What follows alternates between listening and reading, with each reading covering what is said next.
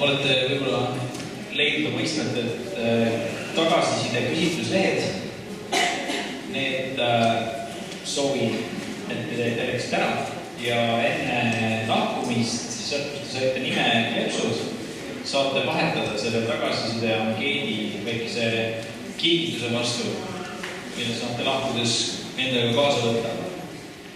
Päev jätkub aga Sigmari esitlusega, mis kirjeldab Erkki Fuchsis arvete kinnitusringi. Palun, Sigmar, kas rahvas hakkab nüüd rihutamise osana tantsima või kuidas?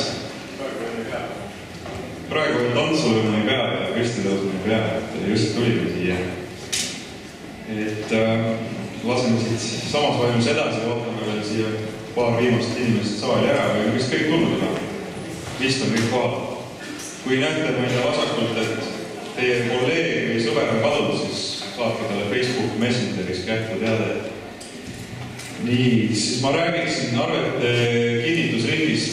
See on selline väga lahe lisafunktsioon Erkki Fuchsis. Arvete kinnitusring nagu just kinnitamine kui selline on tegelikult nagu protsess ja see nagu on raamatupidamine ja nagu ei ole ka. See on selline nagu kahe maailma piiri peal nagu hõljumine. Kui me seda arendasime ka, siis tegelikult tekkis ka selliseid väga palju arvutuskohti seal, et mis lõpuks on. Ja siis arvete kinnitusring põhimõtteliselt mida see endas hõlmab, see hõlmab endas inimesi. Teinekord hästi palju inimesi, mõnikord 2 inimest ja mõnikord mitte kedagi. Aga tavaliselt on see, et mida rohkem inimesi mida rohkem on osapooltelt arveid saate ja kogute hankijatelt ja aruandvatelt isikutelt ja teistelt veel, seda rohkem segadust võib nende arvetega tekkida. Te ei tea enam, keda sellest pundist usaldada võib ja keda sealt ei või usaldada, kelle asjad on prioriteetsemad, kelle asjad on vähem prioriteetsemad. Ja tekib palju selliseid otsustuskohti, küsimärke pea kohale ja laua peale tekib selline suur paks hunnik pabereid lõpuks arveid. Ja nüüd on raske siit aru saada, et kes on siit nagu, milline arve on siit kõige tähtsam praegu, milline arve võib natuke oodata, milline arve võiks oodata, milline arve peab kinnitamist näiteks ettevõtte kõige kõrgema isiku poolt. Ja siis lõpuks tekib selline nagu suur selline häma.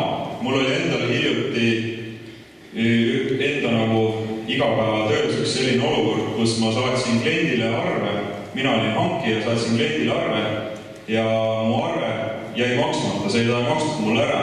Mina kui hankija olin selle oma kliendi peale juba täiesti vihane, ma mõtlesin, ma ei pakku enam kunagi neile teenust. Et nad on 2 korda järjest, mulle arve kuu aega üle tähtaja lasknud ja minu rahavoogu tekkis tänu sellele ka lohk sisse. Ja mõtlesin, mis asi siin toimub. Ja siis ma hakkasin helistama läbi, ma helistasin sealt oma kliendi ettevõttest läbi 3 inimest. Põhimõtteliselt ma tegin telefoniga arve kinnitusringi. Ja tuligi välja, et arve oli lihtsalt seal ettevõttes kinnitamata, aga mina kui klient olin lihtsalt mina kui hankija olin oma kliendi peale lihtsalt pahane, mõtlesin, et ebausaldusväärne tüüp või maksa arved ära mõjutavad, see on mingi vaene firma, neil pole raha. Tegelikult oli kõik korras, sest asi oli kinnitamata. Tegelikult see arvete kinnitamine ongi hästi selline äriprotsessi osa, see ongi tegelikult protsess ja suuremates organisatsioonides tegelikult need protsessid on kuskil mingites muudes tarkvarades ka, et mingites dokumendihaldustest on näiteks võimalik teha asju, et sul on seal pikk nimekiri dokumentidest, sul on seal mingid kasutajad, need dokumendid liiguvad kasutajate vahel, seal on võimalik seadistada igasuguseid reegleid, aga see on rohkem suurte ja hästi suurte firmade teema, et need dokumendihaldus äriprotsessi tarkvarad tihti maksavad meeletult palju raha ja igas ettevõttes terve selle kupatuse omandamine ja haldamine ei tasu lihtsalt ennast ära ja oled näide teinud investeeringu kuskile tarkvarasse, pool aasta pärast avastad, et tegelikult kõik ei kasutagi ja oled ära kulutanud suure summa raha ja siis lõpuks oledki veidike pahane ja mõtled, mida edasi teha.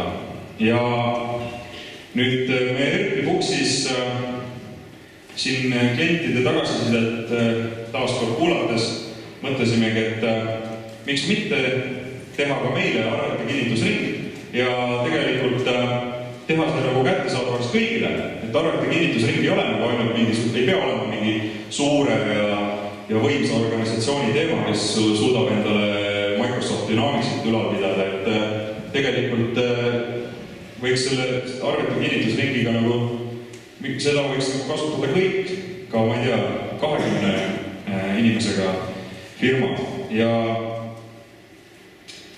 täna siis ERP-i arvete kinnitusring on nagu piisavalt võimaluste rohke, et igapäevased kinnitusprobleemid ära lahendada ja mitte lasta tekkida olukorda, kus teie hankija on näiteks teie peale pahane, et midagi maksmata või siis lihtsalt kogemata maksate midagi, mida ei peaks maksma üldse.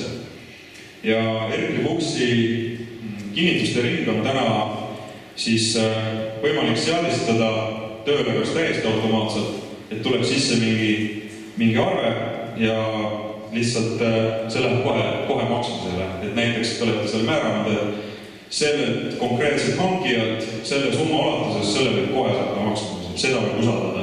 Aga näiteks kui mingi telefoniarve seal ala Elisast saate teine kuu mingi 1000 euros arve, siis näiteks see ei lähe enam automaatselt kinnitatuks, et see võib olla vaja seal mõne ettevõtte juhatuse liikme poolt kinnitamist, et ta tahab enne üle vaadata, et kulud kontrolli all hoida. Ja samuti tänases ongi nagu võimalik kinnitada automaatselt reeglitega, lisaks on võimalik kinnitada ka e-postiga, et ma tean, et seal Dynamicsis näiteks on ka see võimalus, et oli kunagi, ma vähemalt mäletan, oli, et sai nagu arveid kinnitada e-maili teel, et sai telefonile omale näiteks e-maili ja seal oli link kinnitada arve ära ja lisaks sai juurde jätta ka märkme, et said kas tagasi lükata või kinnitada ja jätta juurde märkme, et kas kõik on okei või see oli selle ja selle projekti eest või mis iganes. Et raamatupidaja ei pea nagu enda pead nagu ja vaeva enda aega nagu kulutama sellisele asjale tegelikult. Ja siis ERP-i on võimalik kinnitada ka projektipõhiselt. Ehk kui teil on näiteks projektid või osakonnad, siis või ei pea näiteks mingi kõrvalprojekti töötaja või võtmisik nägema nagu sinu projekti arveid enda laual. Lisaks on kogu see asi nagu lisab turvalisust kogu sellest igapäevaellu, et arved makstakse ka ainult siis, kui need on lubatud maksta, kui need on kinnitatud. Et ei saa näiteks keegi teile selle kogemata saata või valesti saata mingit arvet, et mõni hankija seal või lihtsalt keegi pahatahtlik isik, et saadab sinna firmasse mingi suvalise arve, vaatame, mis juhtub, äkki maksavadki ära. Ja lisaks kogu selle, ja loomulikult see projektipõhisus, et see hoiab ka seda, et ettevõttes nagu ka saate nagu segmenteerida, et kes mida näeb ja kuidas otsustab seda maksmist. Ja läbipaistvus ka. Ja läbipaistvus veel selles osas, et raamatupidaja ka saab arva, et kes mida kinnitab. Ja siin on ka selle dokumentatsiooni aspekt, et kui on näiteks tarkvarasse sisestatud ära reeglid, kinnitusreeglid, et mitu kinnitajat peab olema, kes on lõplik kinnitaja ja igasugused summamäärad, siis on see nagu ära dokumenteeritud ja raamatupidaja jälle ei pea nagu mäletama seda või kuskilt välja otsima midagi, et see on lihtsalt olemas ja see samal ajal töötajate kasuks. Ja aitab vältida vigu ka, et mingit asja näiteks ei saadeta topelt, et näiteks teil on kuskil, ütleme, teil on hankija 2 e-maili teie firmast. Üks on mingi info e-mail ja teine on, ma ei tea, Juhani e-mail. Ja hankija siis saab automaatselt selle arve välja nii Juhanile kui ka infole. Infot liigub see asi kiiruga raamatupidaja, Juhan saadab ka selle otse raamatupidaja. Raamatupidaja saab 2 arvet, ta võib-olla ei märkagi tegelikult seal neid arvenumbreid ja asju, aga kohe mõlemad maksma. Et kinnitusringis jäävad need asjad natukeseks toppama, seal käivad kontrollid üle, seal vaatavad mõnikord inimesed selle üle. Aga sellist asja.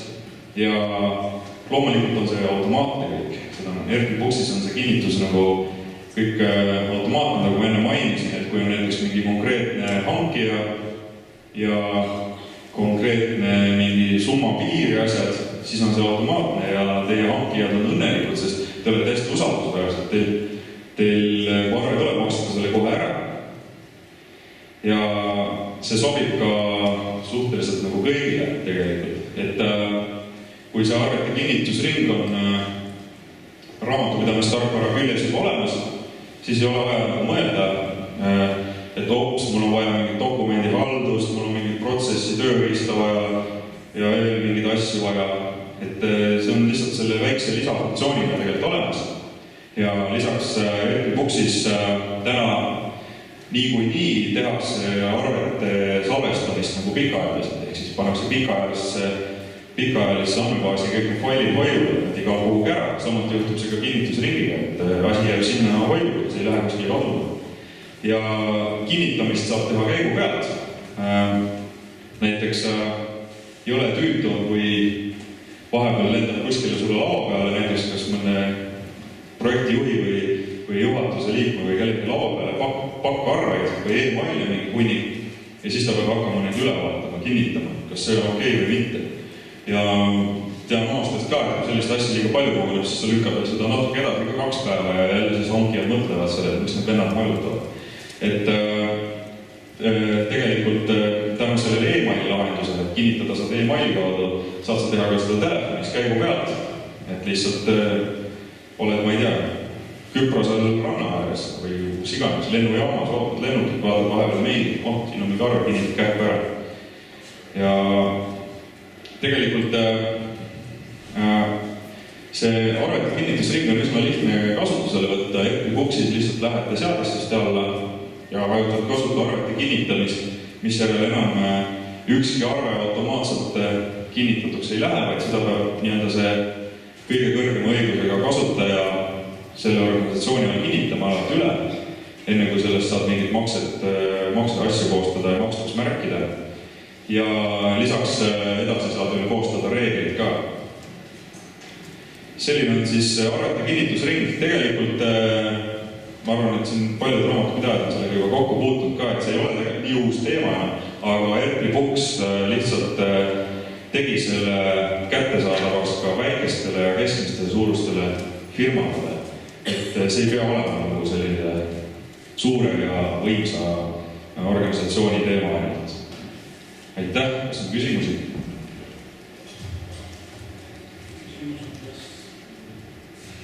Kas inimesel võib olla ühesugused õigused, kui suhtlusele teine inimesed, see on täpselt sarnane. Näil on vinkaga lihtsalt, et kas üks või teine. Ja seda saab seadestada küll tegelikult.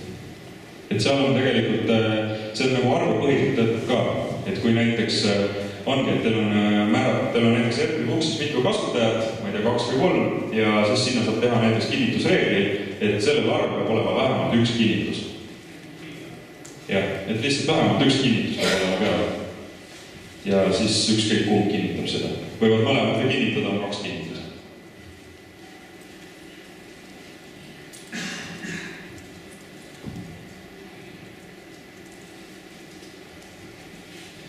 Ma küsin kiirelt, kas keegi kasutab täna kuskil kinnitamist üldse? Jaa.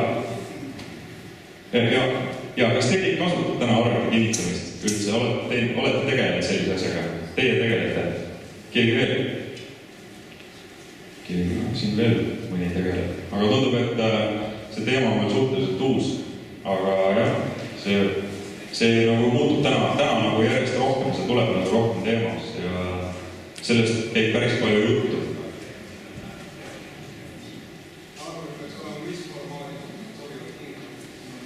Kinnitamiseks sobib täna Erkli Buksis ükskõik milline dokument. Te võite enda selfie ka põhimõtteliselt saata sinna. Et ükskõik millise faili põhimõtteliselt. Ja kui kinnitaja näeb, et see on okei, siis kinnitab selle ära. Sest tegelikult need failid, mis täna Erkli Buksi lähevad, on nagu nii. Meie jaoks ei ole oluline, mis formaadis see on. Sest et see on tegelikult lihtsalt manus, attachment nii-öelda. Ja seda attachmenti saab täna Erkli Buksis ka vaadata alati, enne kui sa seda kinnitad ja saad sellest arve koostada.